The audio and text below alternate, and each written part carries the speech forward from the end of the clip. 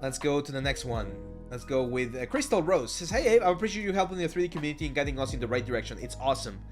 I'm a creature character artist looking to do games and in-game cinematics. I work in 3D for Apple and volunteer in a studio gig as a creator artist. Nice! I want to focus on realistic dark art and body horror. Okay. I want to make works like Marco Lasov and Pablo M. Gomez. Yeah. I've got a way to give... Okay, awesome. Let's take a look.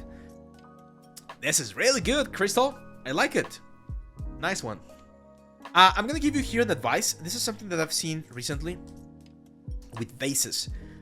Bases should not be bigger than your character. Okay, I'm gonna cut the feet of the character, of course, but I would go for a base like this size. Okay, why? Because then the base is occupying too much visual space on your renders, and it might take away from your character. So I always try to keep the vases like small. I know for collectibles and things like that we do that, but I cannot zoom in. But usually vases should be, again, relatively small to the volume of your character. So careful there. Oh, there you go. That's your portfolio. Awesome. Yeah, so texturing, really nice. I like it. She looks like... her skin looks a little bit like porcelain. I'm not sure if that was the intention.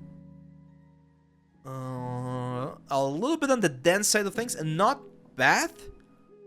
But you might...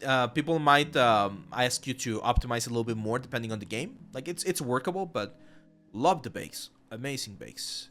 Yes, nice. Awesome. 4 UDIMs. Well, 6 UDIMs. It's a little bit on the heavy side on UDIMs. I know nowadays people are telling us to go higher and higher on UDIMs, but I'm gonna be completely honest with you guys. Not every game will be able to handle this amount of UDIMs. For your portfolio, it's perfect. Like, keep doing this for your portfolio. But be mindful that when you're like actually doing this for a studio, and depending on the games that you're working on, you might not be able to do that. Yeah, this one is a little bit too on the simple side of things, Crystal. I might take this one out, to be honest.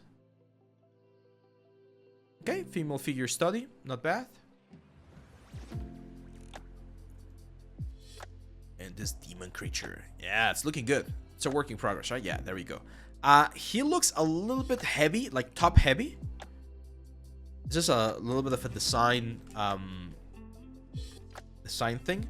But I might, just because he looks a little bit too top heavy, he needs stronger legs. So I might do the legs a little bit stronger. Like, you can keep them short, but I would just like make them a little bit chunkier. Because otherwise it just like looks a little bit too weird that he has such a big rib cage and then very thin elements. So I might like buff out some of the elements to balance him out a little bit. The design is in the description. Yeah, okay. So yeah, I think...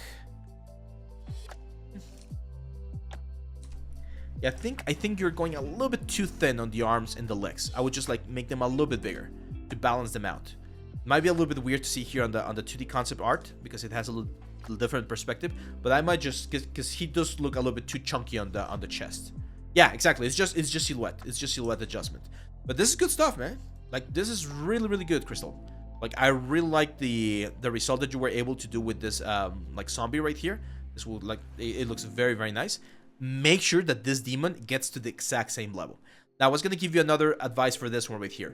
Because right now, if it's just a female figure, it's not telling us anything, right? It's just a female figure. And it's not a bad female figure, but it's just a female figure. So try to think, how could you convert this into a game asset, right? And the easiest one is do it as a statue, right? So just add a couple of like damage to it, add a base, a couple of like cracks and things like that, texture it as if it's made of marble or concrete or something, and just do it a game asset, like make it a game asset. And it's gonna allow you to have an extra piece of your portfolio, and you already have most of the work done. So you kill 2 birds with 1 stone, right? So yeah. What are UDIMs? UDIMs are a way to organize your UV sets, where instead of packing everything into a single square, you use multiple squares to get way more resolution on your elements. It allows you to have a higher quality texture, but it will hit you in performance because you are getting way more textures that you need to load in render time. Oh, I would love some chilaquiles right now, man. I'm starving. I think I'm gonna eat mole. mole with chicken in just a couple of in about an hour. There we go. Let's go to the next one.